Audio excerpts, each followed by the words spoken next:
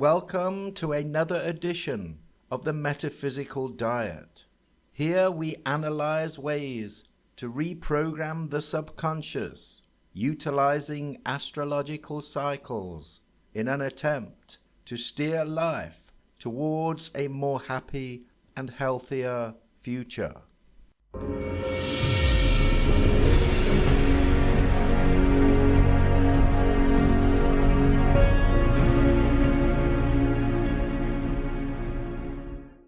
We have already established in Chapter 1 how the subconscious is initially programmed during the early years of a person's life, a time of great sensitivity to environmental stimuli.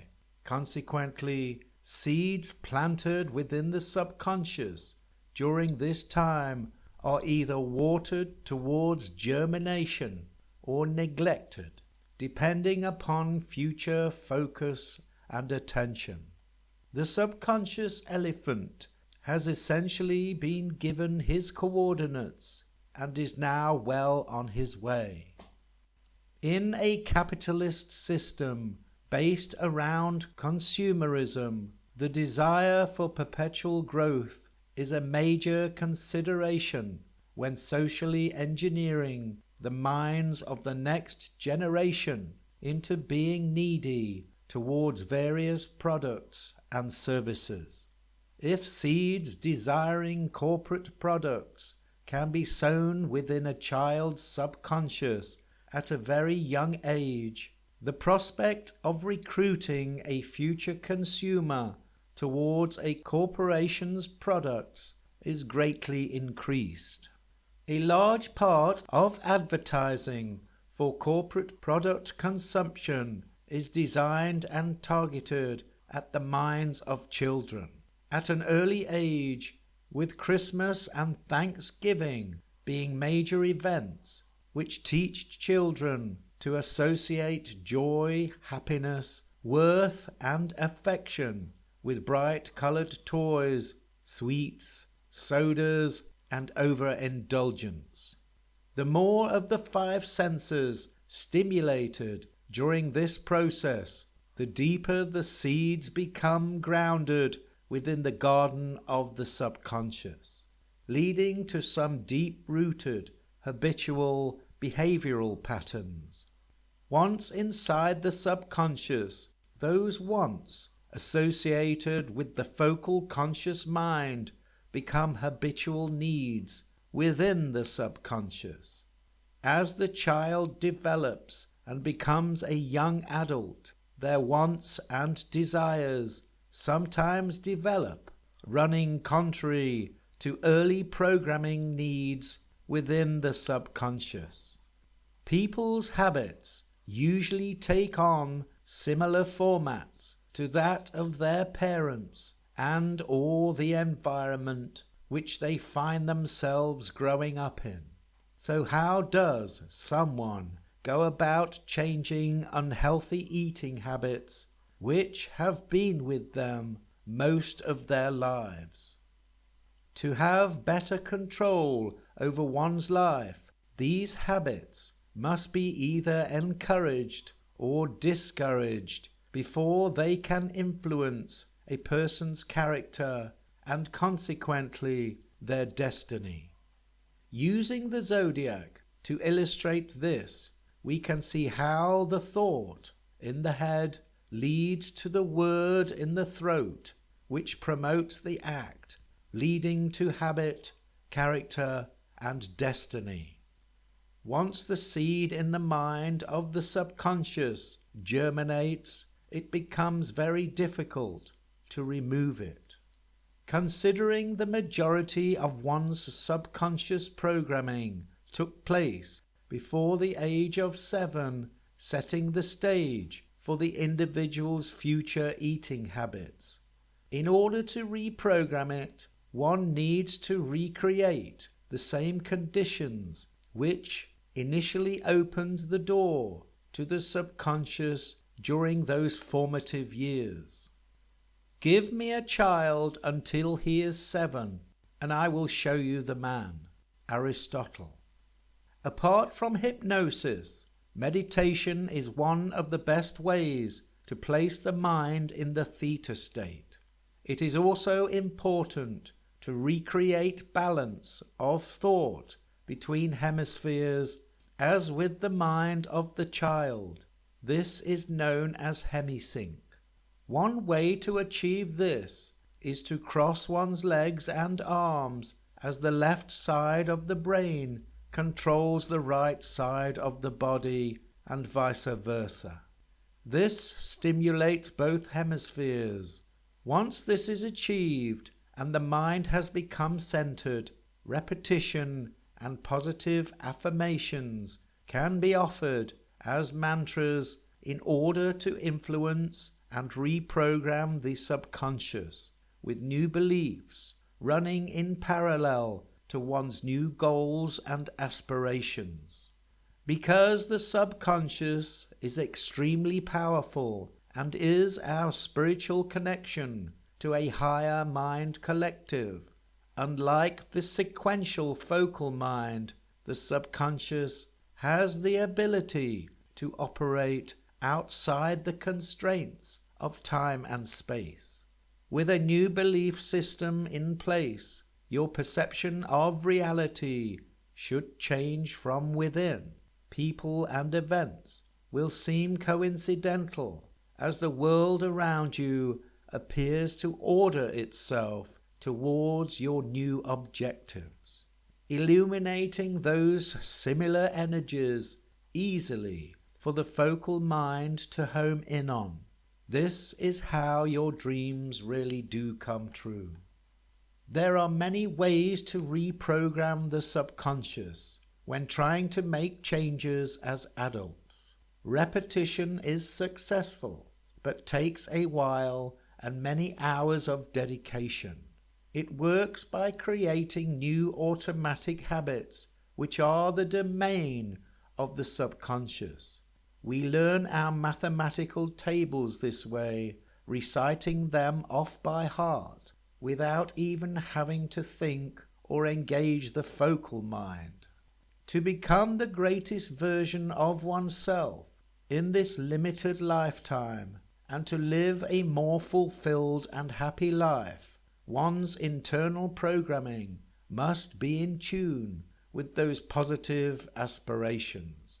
If an individual desires a loving relationship but has difficulty in manifesting this in their reality, it could be due to conflicting beliefs about themselves. A child may have, in its early years, harbored a belief of doubt and separation in the area of love, and may have difficulty not only trusting others, but also loving themselves. To rectify this, a new belief must be downloaded into the subconscious. Through repetition of positive mantras, one can stimulate the growth of a seed into a new belief system, while at the same time preventing any further nurturing of unwanted seeds.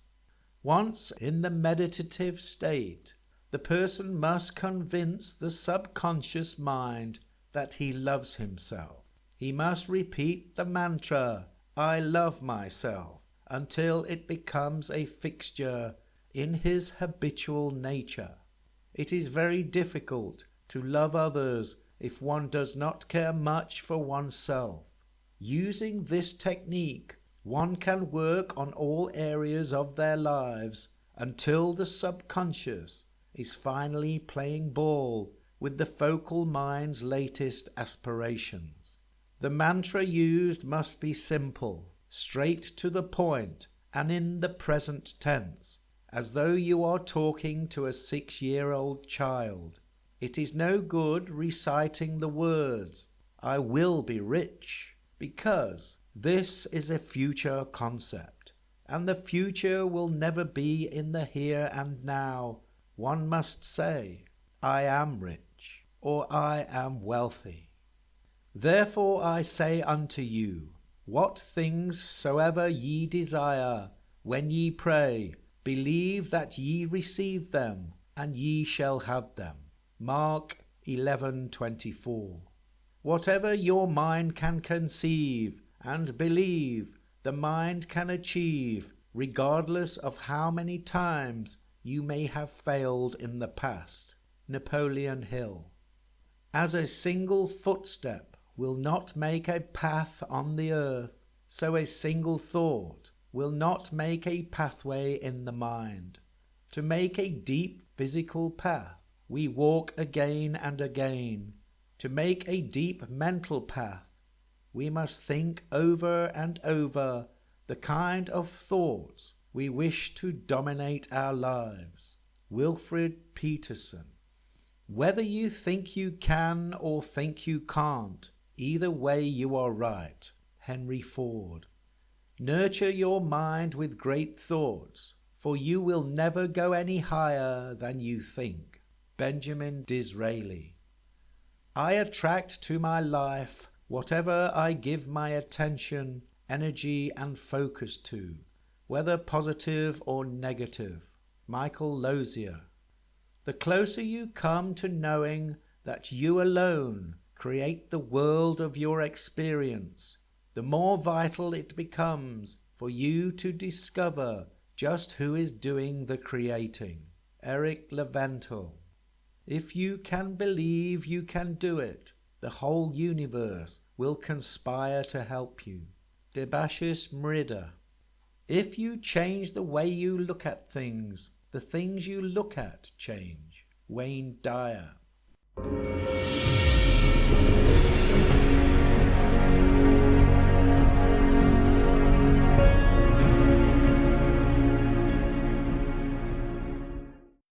When trying to access the subconscious from the sequential focal conscious perspective, trapped by inherent boundaries of time and space, we come up against some difficulty.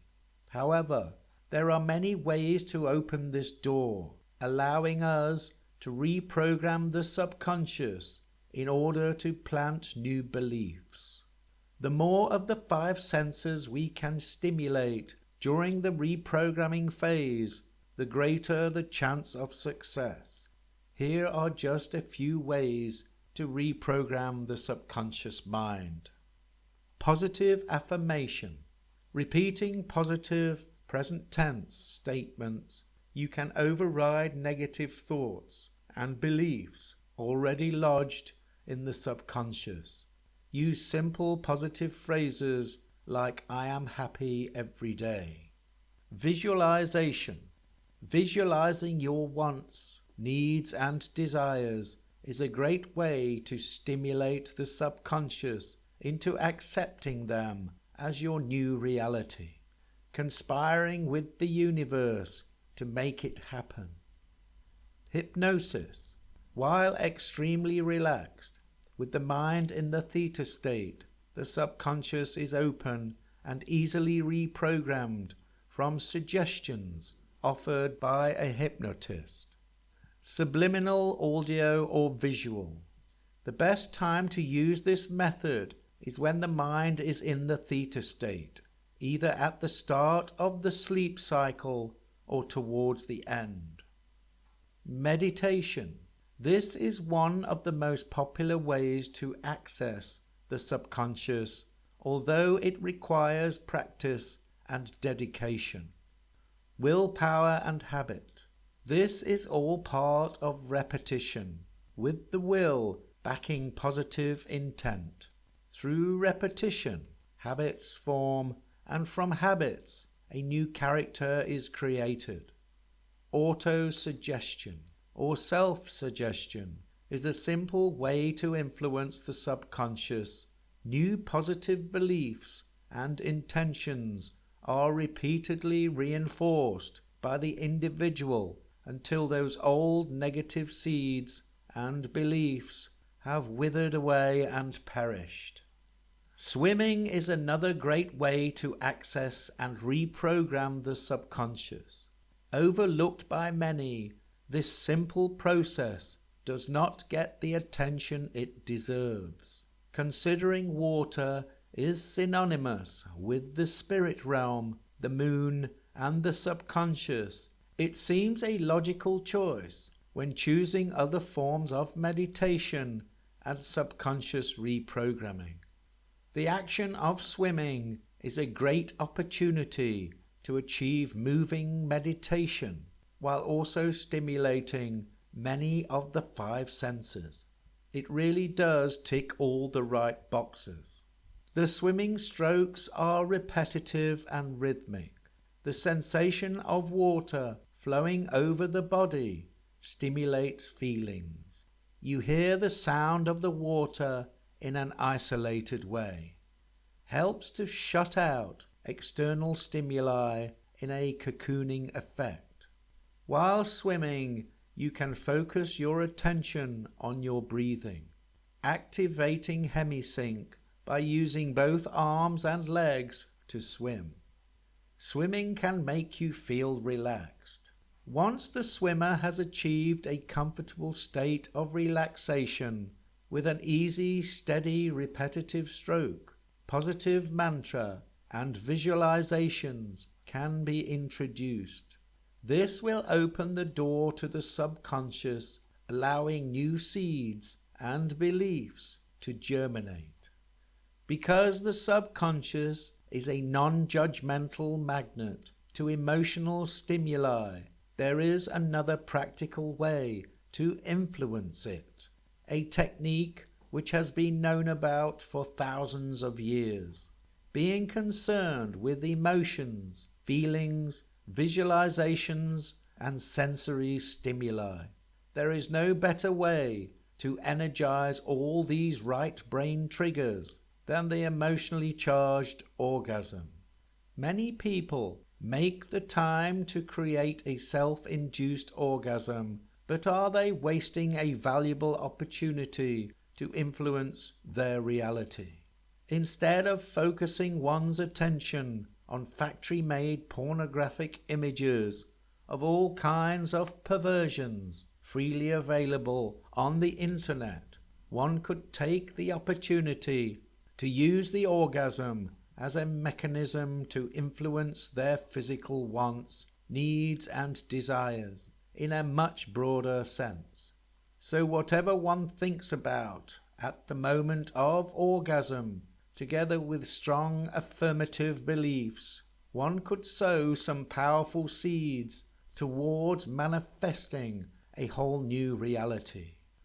Understanding the meaning of the word meditation is part of the puzzle. The etymology of the word suggests it came out of contemplation, devout preoccupation, devotions, and prayer. From Old French, its roots were in thought, reflection, and study. In Latin, it is to think over, reflect, and consider. It is also derived from the root med, which is to measure. Meditation is constructed from medi, and the Latin root for medi is middle. Like all other words beginning with medi, they are concerned with the middle. Words like medieval, Middle Ages, mediocre, a task done in a mediocre way is average. Medium, the medium temperature is somewhere in the middle. A spiritual medium is a person who acts as a middle connection between the physical and the spiritual realms. Mediterranean, the Middle Sea, between Europe and Africa. Media, reporting from the middle of a story, who are supposed to be impartial, covering the middle ground. Median, the middle number in a sequence of numbers. Words ending with ation denotes an action or process. Notation, the act of structured written communication. Presentation, the act of presenting a new idea or topic to an audience. Illumination, the act of lighting up a source. With this in mind, we can assume that the art of meditation is a physical act in which a person is trying to reach some form of middle ground concerning the mind and its thought processes. The mind is complicated and only partially understood. In our physical world of modern science, the combined metaphysical aspect of the human mind is overlooked in favor of tangible, measurable units of focal consciousness. The world of the subconscious, which cannot be measured by physical instruments, is conveniently dismissed as a pseudoscience. Emotions cannot be measured. The love one has for one's parents or children has no mathematical scale or equation. However, this does not mean these emotions are fictitious. On the contrary, more people's lives are ruled by feelings of love and compassion than by Pythagoras' theorem and Einstein's theory of relativity. Many modern forms of meditation, especially Western meditation, are the result of fads, fashions, and commercial exploitation brought about by a new wave of interest in ancient wisdom and philosophy. One must question everything in order to find the right path for themselves. Each one of us is different, with unique karmic mapping, varying potentials of strengths and weaknesses. Consequently, any form of religion or culture with a one-size-fits-all policy is not in the interest of the individual, but for the benefit of the system of control growing up around them. Do not make meditation a complicated affair. It is really very simple, and because it is simple, it is very subtle. Its subtlety will escape the mind if the mind approaches it with all kinds of fanciful and romantic ideas. Meditation really is a penetration into the unknown, and so the known, the memory, the experience, the knowledge which it has acquired during the day or during 1,000 days must end, for it is only a free mind that can penetrate into the very heart of the immeasurable. So meditation is both the penetration and the ending of the yesterday. The trouble begins when we ask how to end the yesterday. There is really no how. The how implies a method, a system, and it is this very method and system that has conditioned the mind. Just see the truth of this. Freedom is necessary, not how to be free. The how to be free only enslaves you. Jiddu Krishnamurti. Meditation is one of the greatest arts in life, perhaps the greatest, and one cannot possibly learn it from anybody. That is the beauty of it. It has no technique and therefore no authority. When you learn about yourself, watch the way you walk, how you eat, how you say, the gossip, the hate, the jealousy. If you are aware of all that in yourself without any choice, that is part of meditation. So meditation can take place when you are sitting in a bus or walking in the woods full of light and shadow, or listening to the singing of birds, or looking at the face of your wife or child. Jiddu Krishnamurti. Buddhist monks or monks are instantly recognizable in their orange robes and shaved heads. One explanation for their appearance can be deduced from their role as moon watchers. Like all monks, they are responsible for observing the cycles of the moon.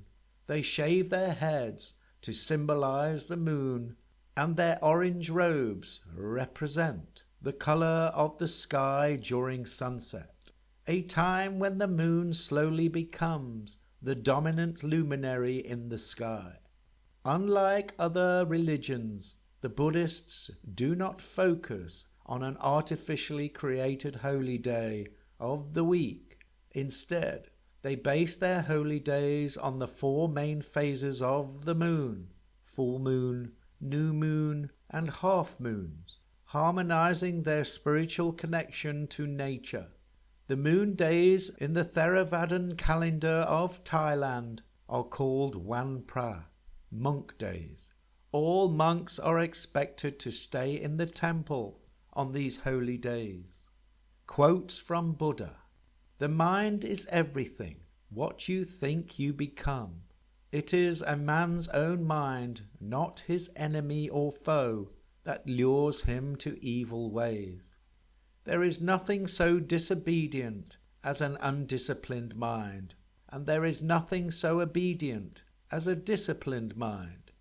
Nothing can harm you as much as your own thoughts unguarded. Peace comes from within. Do not seek it without. There is no path to happiness. Happiness is the path." In Buddhism, the word for meditation is bhavana, which means to make grow or to develop. Meditation helps the individual develop a different awareness, along with the energy needed to transform unwanted mental habitual patterns trapped within the subconscious. Buddha taught many different types of meditation, each targeting specific areas requiring attention, designed to overcome various issues and to develop specific psychological states of mind. The two most common forms are mindfulness of breath and loving kindness meditation. By sitting quietly and focusing on the in-out movement of your breathing, you can train the mind to be in the space between thoughts, during which intruding thoughts will come and go, distracting you. By going back to focusing on your breathing, those unwanted thoughts should weaken and pass.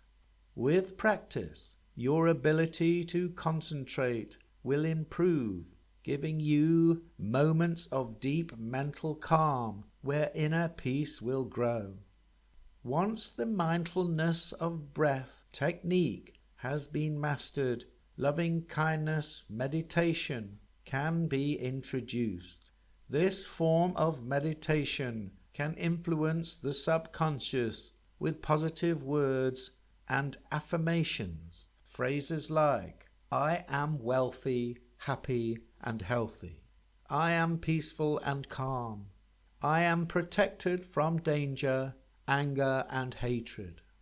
Along with these positive affirmations, a good technique is to think of 3 people, one who you love, one who is neutral, and one who you have problems with, even dislike. In turn, wish them all well as you view them in your mind. If this is done on a regular basis, the garden within the subconscious will begin to change. Old unwanted seeds of negative emotions like hatred, bitterness, blame, and resentment will go unwatered, overshadowed by new seeds of positive emotions and affirmations, enabling a whole new habitual nature to grow from within. It is my view that the whole concept of meditation is to bring one's mind and thoughts back into balance, towards the middle ground and away from extremes. If we look at the zodiac's houses as a map of life's variety and expressions of possibility, a balanced, measured mind should be somewhere in the center, not around the edge at an extreme point.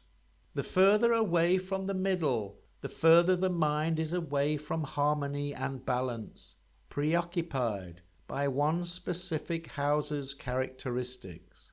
The closer your thoughts are to the middle, the more balanced the mind becomes, and the more chance of peace in the space between thoughts.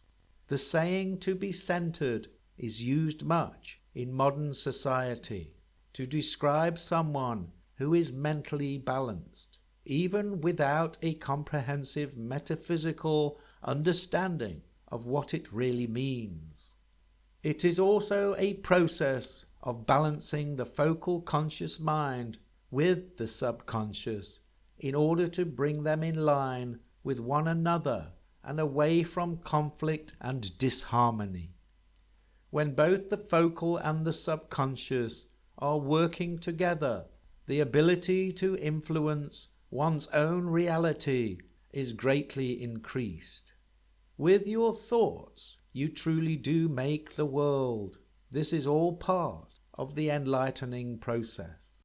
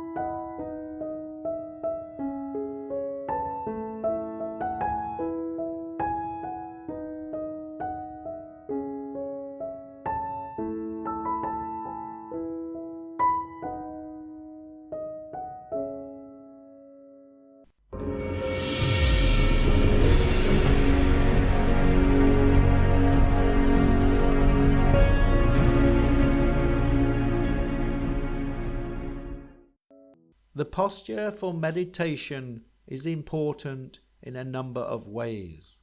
The legs are crossed to create a stable base for the spinal column to be naturally straight.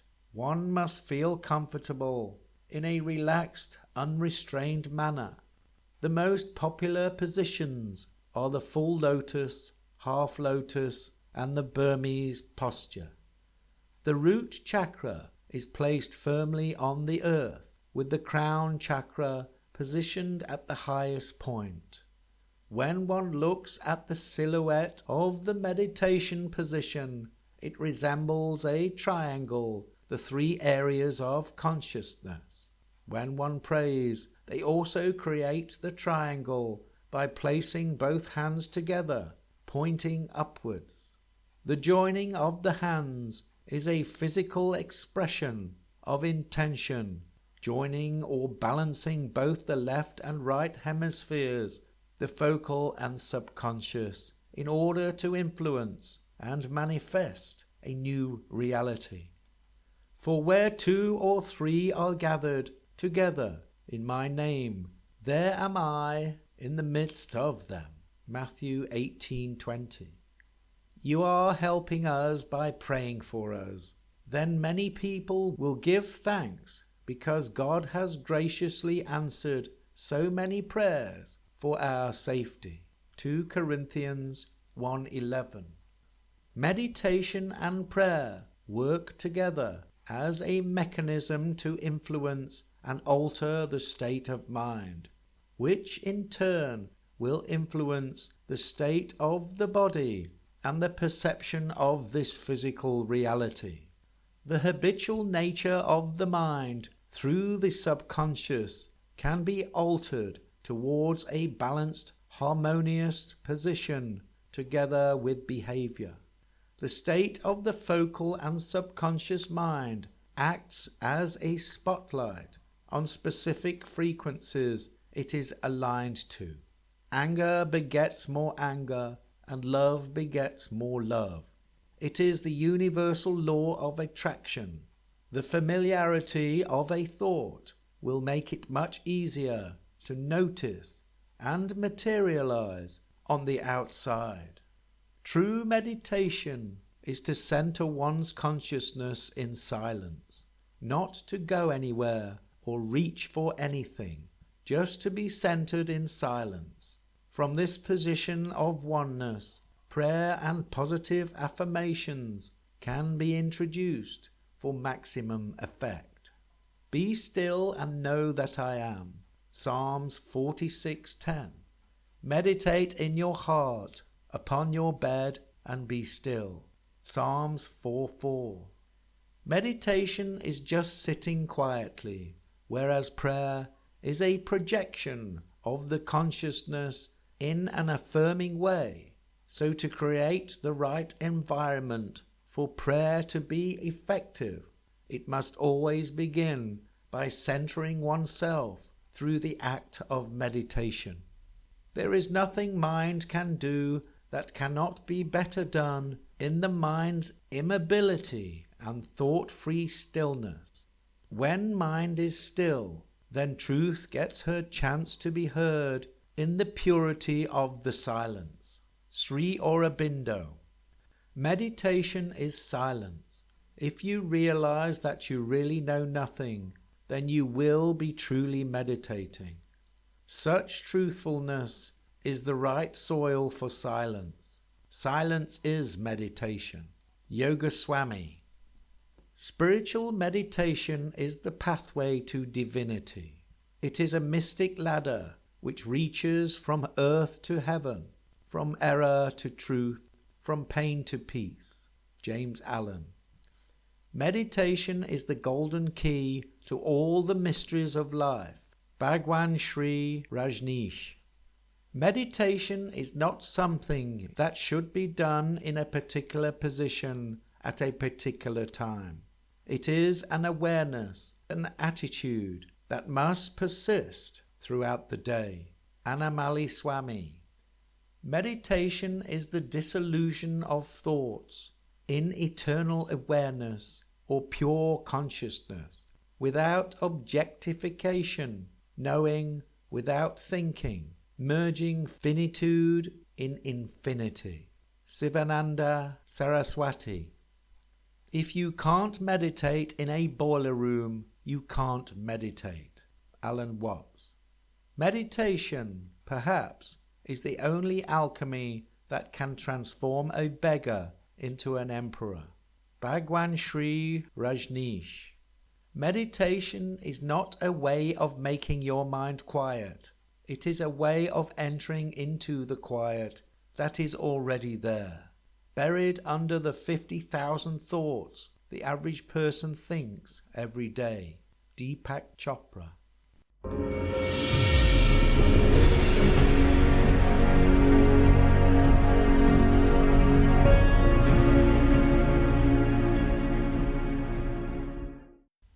From our earthly perspective, the moon is the fastest moving of all the planets and luminaries. It rotates around the earth every 27.3 days. This is known as a sidereal month. But because the earth is also rotating around the sun, the orbit of the moon in relation to the position of the sun takes an extra 2 days. This is referred to as a synodic month of 29.5 days. Each day the moon moves 12.2 degrees eastwards, occupying each zodiac house for 2.5 days. The moon produces no light of its own, only reflecting what comes towards it from the sun. And as it moves around the earth, we experience the moon's phases from the new moon conjunct with the sun to a full moon fully illuminated opposing the sun. As our perception of reality is a construct within human consciousness, stimulated by our thoughts and planetary bodies, especially the moon, its natural cycles and rhythms are therefore important to us when relating to all things to do with our internal subconscious and our spiritual connection to the universe. The moon has an influence on the waters of the earth and on the monthly cycle of female fertility. It is therefore not unreasonable to expect those influences to continue throughout the waters of the body and the inner mind. With the focal conscious mind being only 30% of our conscious capacity, it is reasonable to assume that the moon's connection to our subconscious plays a role in influencing the larger elephantine part of the mind. It is also necessary to comprehend the importance of moon cycles as they interact with the houses and signs of the zodiac. Each month there is a new moon, which takes place in a different sign and house of the zodiac. That house should therefore become the backdrop for sowing new seeds within the subconscious and your internal Garden of Eden. The new moon is the start of a new cycle. It is nature's way of initiating a new beginning, or at least an opportunity to tweak that area of life associated with that house which the new moon falls in. Those 2.5 days of the new moon can be used to plant new positive seeds of intention, dreams, and aspirations, a window of opportunity enabling us to communicate with our subconscious elephant. This is the time when meditation can achieve its greatest impact towards reprogramming the subconscious and altering our perception of reality. Not only can we target those areas of life associated with the specific house the new moon falls in, but also those characteristics synonymous with the house's ruling planet. For example, Jupiter would promote optimism, abundance, and good fortune. A new moon in Aries, I am, ruled by Mars, proactive energy, would influence cardinal fire, first house of the self, and the focal projected personality. During the 2.5 days of this new moon, it is a good time to initiate new beliefs about how we project ourselves and come across to others, and how our ego is defined. We could take this opportunity to humble the ego or even encourage it to become more confident. This is all about us, the I, me, mine. It is also about the head, so anything to do with the head can be brought into the picture. Even healing to the head or whatever part of the body is associated with the house each new moon falls in. To narrow down the zodiac house which is being activated by the new moon specifically for you, the native's ascendant or rising sign must be taken into account in order to adjust the house position coming into play. For example, if we have a new moon in Aries, it would influence the first house for rising Arians only, and the second house for rising Taurians, the third house for rising Geminis, the fourth for Cancerians, and so on. Although the new moon's energetic influence at source is constant, it will affect different areas of life depending upon which moon and rising sign you were born under. If an individual has aspirations of becoming a great communicator or just improving his communication skills, then instead of placing all of his attention on this goal from a physical perspective, relying solely on the 30% of the mind, which is the focal awareness, it may be beneficial for him to consider utilizing the 70% part of the mind which is commonly dismissed.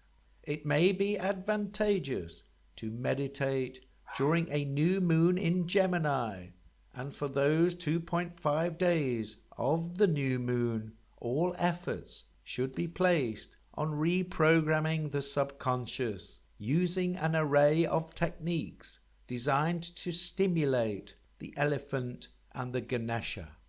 With this in mind, unwanted obstacles can be removed in order to promote a new internal belief system and path towards better communication and thus a preferably better perception of reality. If we compare the natural cycle of the female menstrual period with that of the moon's phases in relation to developing subconscious reprogramming, we may get closer to understanding the natural process which may take place in order to discard old beliefs in favor of new ones.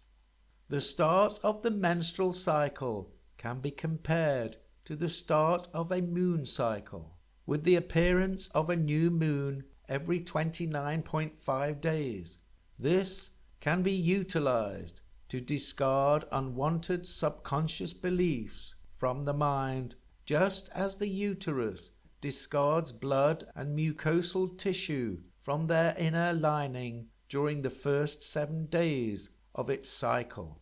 This time can be used to create new positive intentions, affirmations, and visualizations, helping to sow new seeds and discard old ones.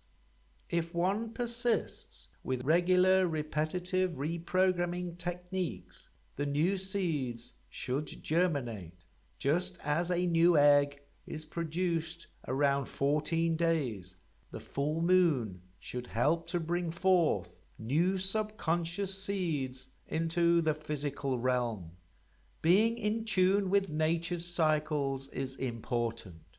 Modern living, with its artificial lighting, timing, and electromagnetic pollution, is distorting our human biological connection to nature's rhythms, thus pulling us further away from independence, self-sufficiency, into the hands of the modern world of globalization and materialistic interdependency. We have deviated so far away from nature's cycles that modern science can no longer see any relation between the monthly female menstrual cycle and the moon's orbit of the Earth. In 2007, an article appeared in the Guardian newspaper reporting that Sussex police were increasing the number of officers deployed in Brighton due to trouble expected in respect to lunar cycles. a spokeswoman from Sussex Police, was purported to have said, "Research carried out by us has shown a correlation between violent incidents and full moons." The Guardian.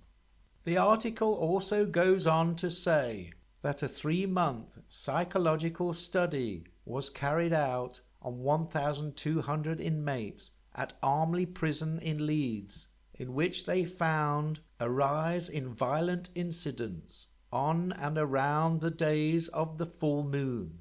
This certainly lives up to ideas founded in folklore about full moons and lunacy. Moon phases affect the gravitational pull of the waters on the earth. When the moon is in synergy in a straight line with the sun and earth, the greatest tide extremes are produced. This is also thought to have an effect on soil moisture and plant life, along with light variations giving rise to the art of planting by moon phases. It has been suggested that crops which grow above ground prefer the waxing phase, while root crops prefer the waning phase, the area associated with the lower part of the zodiac and the root chakra.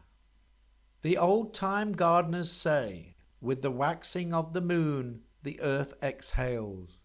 When the sap in the plants rise, the force first goes into the growth above ground. Thus, you should do all activities with plants that bear fruit above ground during a waxing moon. With the waning of the moon, the earth inhales. Then the sap primarily goes down towards the roots. Thus, the waning moon is a good time for pruning, multiplying, fertilizing, watering, harvesting, and controlling parasites and weeds. Ute York, Living by the Moon. Increasing amount of moonlight stimulates leaf growth, and as the moonlight decreases, the above-ground leaf growth slows down. The root is stimulated again. John Jeavons, How to Grow More Vegetables. It is quite obvious that the moon has a huge impact on the waters in the physical realm, but because the material world of modern science does not acknowledge the spiritual realm, including metaphysics, it dismisses any possible internal effect or interaction between the moon and the subconscious. Therefore, subconscious reprogramming with the aid of moon phases is not something which will be considered as a plausible remedy when trying to help people. The sales and consumption of antidepressants is preferred by the drug industrial complex as a long-term treatment for subconscious and focal mind disharmony. Unfortunately, most Western and modern societies have been socially engineered by a rigid belief that the individual has no power of their own and that they must look outside themselves towards the state and its many organized institutions for remedies to all the ills which a person may face throughout their lives. From a very early age, most people are conditioned to believe only in the physical realm, and that the subconscious is not something they should be concerned about. The elephant has been given its instructions in those formative early years, and it is not necessary to interfere any further. Just ignore the elephant while working harder and continue consuming ever more unnecessary products.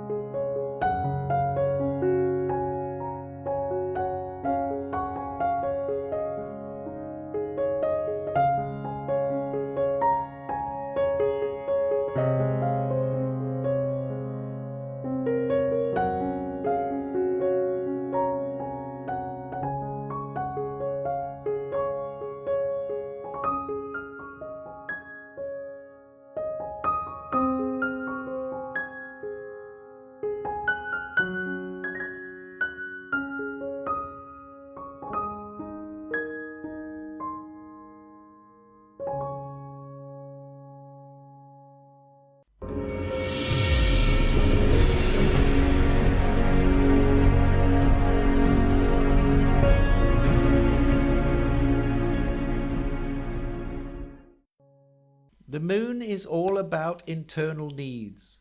It is emotional sensitivity and requires emotional fulfillment on a deep internal and spiritual level.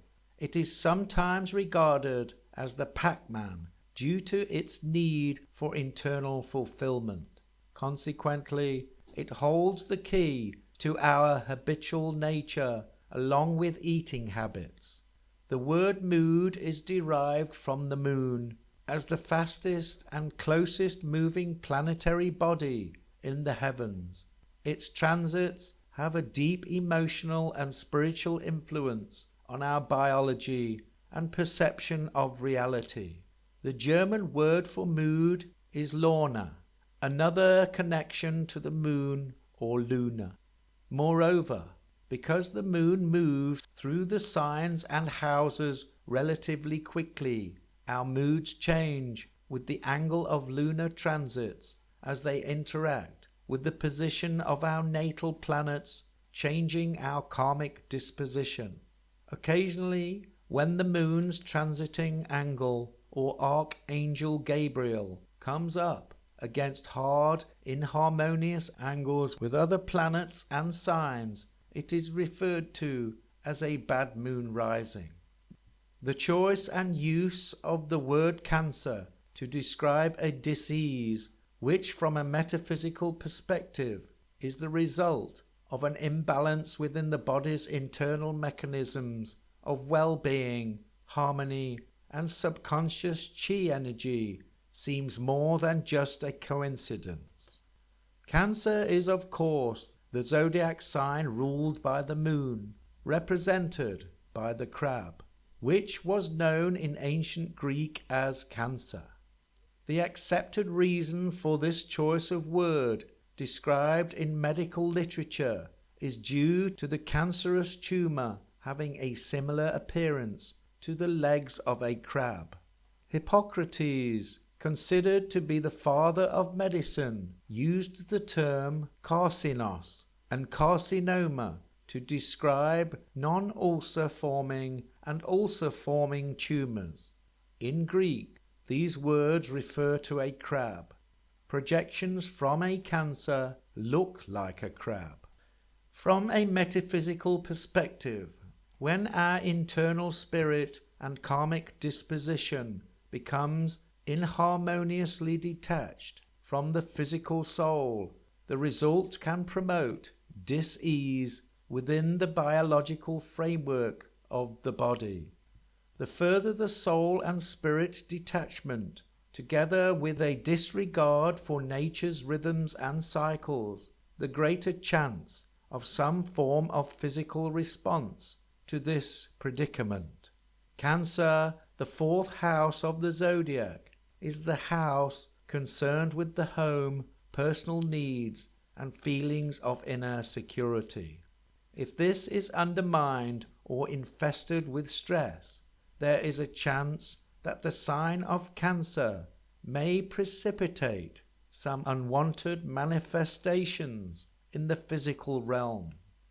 When analyzing a person's birth chart, certain planetary positions and aspects can be interpreted as susceptibility to weight gain. If this is the case, certain measures can be introduced to counter this natural disposition. There are many variations and interpretations to this, depending upon who is reading the birth chart and the criteria they have adopted. But to keep it simple, we shall concentrate on just a few planets. The moon for internal needs, Jupiter for expansion and abundance, Venus for sugar, and Mars for proactive physical energy relating to metabolism. Each planet's unique characteristics has the potential to influence us both positively and negatively. This could be viewed as a virtue or a vice. Too much unrestrained Jupiter energy can result in its vice, gluttony, being expressed in a person's eating habits.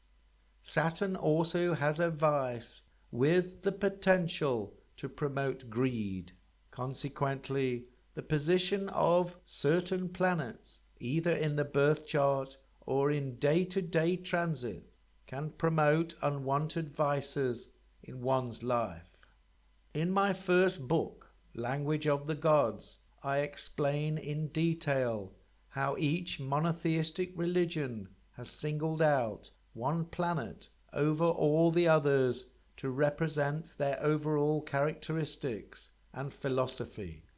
Christianity promotes Jupiterian optimism, Islam promotes Venus, Buddhism promotes Mercury, and Judaism promotes and aligns itself with the energetic characteristics of Saturn.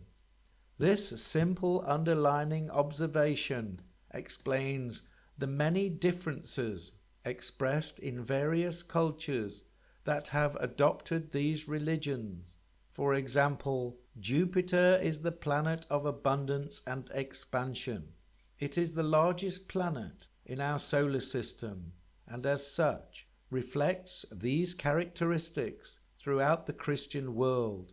Jupiter was known as Zeus in ancient Greece, and through their adopted ambassador, Jupiter Zeus, Jew Zeus, all the expansive goodwill and good fortune characteristics have heavily influenced the followers of the Christian faith. As Jupiter is the largest and most expansive planet in the solar system, it is no coincidence to see Christianity becoming the largest and most expansive religion in the world, especially during the age of Pisces. A recent study in the Journal of Religion and Health found that Christians are more likely to have a larger body mass index than atheists and other religious groups. Moreover, the word for the planet Mercury in Sanskrit is Buddha. Muslims pray 5 times a day and adhere to the 5 pillars of Islam, and Judaism is synonymous with the number 6, Saturn and the Sabbath. With this in mind, we can assume that the relative position of certain planets in a person's birth chart and or their religious allegiance to certain planetary energies can have an influence on their overall body weight. With the moon being the planet associated with internal habitual needs and Jupiter being the planet of abundance and expansion, we can look for correlations with these planetary positions and transits in those people who are seriously overweight. To appreciate how these planetary influences play out in one's life, it is necessary to understand the ascendant and the area of the natal chart which reflects an individual's personal identity. While the first house in a person's chart relates to the projected self and focal consciousness, the 12th house is the subconscious and karmic disposition. The first house, 12th house, and ascendant are all part of our personal identity, which can be viewed as a stage, where the first house is the front of the stage, the 12th house is the enormous backstage, along with dressing rooms, and the ascendant can be seen as those first impressions, the moment we walk out on the stage. The square is the most dynamic aspect at 90 degrees. It creates strong electromagnetic torque, which generates tension between the planets and their relative chart positions, promoting action in order to resolve external pressures or internal conflicts.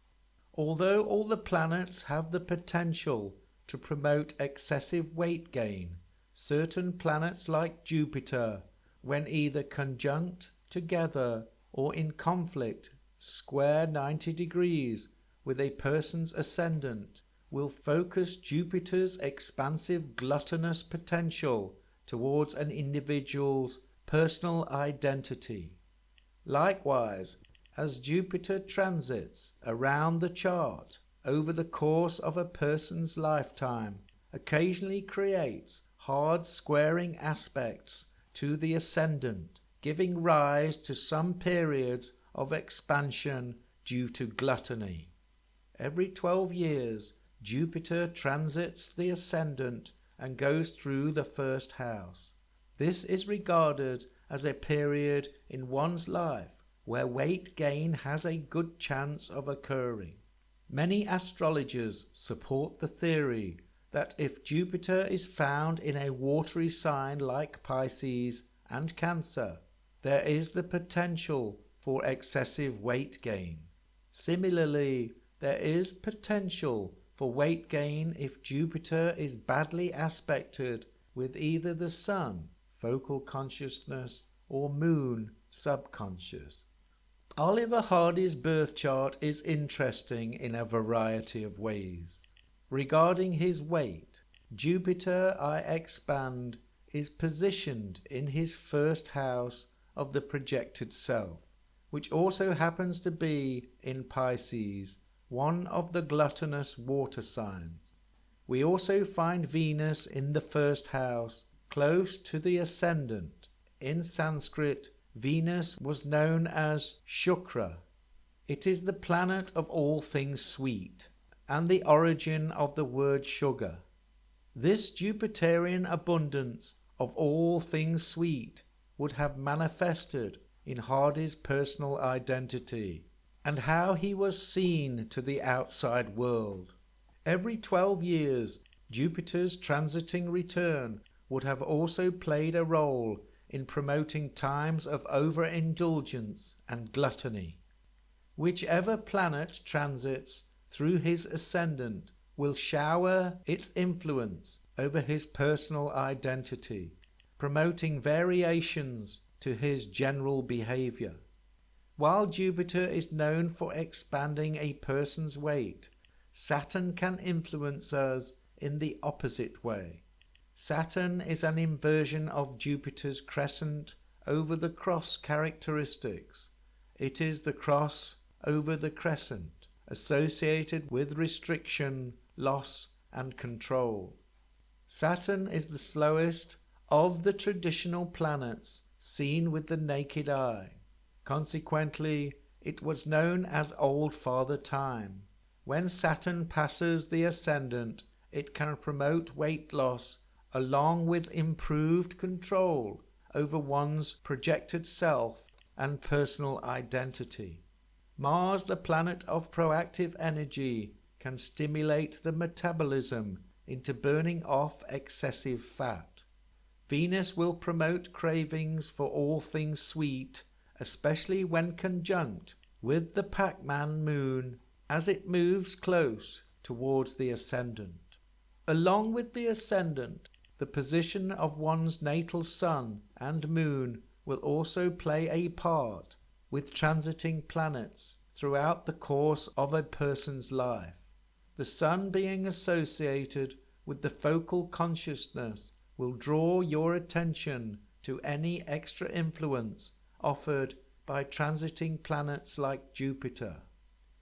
When Jupiter conjuncts the natal sun, it stimulates its characteristics and expansive tendencies within one's physical reality and wants. The natal moon, being associated with the greater part of the mind, the subconscious, will always be affected by transiting planets, influencing emotional needs deep within our habitual nature. A good example of this can be seen in Elvis Presley's birth chart, together with the transiting influence of Jupiter on his natal sun and moon.